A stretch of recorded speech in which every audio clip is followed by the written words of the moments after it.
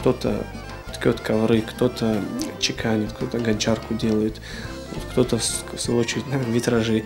То есть, чтобы сохранить культуру, история наша. В крови у меня как бы искусство, но хочется что-то вот творить, делать постоянно.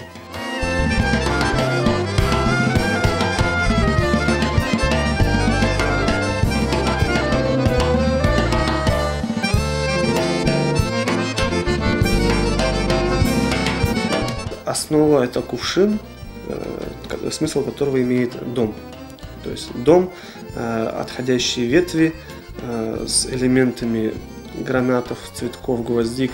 То есть это все символизирует как бы семью, плодородие, членов семьи, более пожилых, молодых. То есть мелкие детали обозначают детей.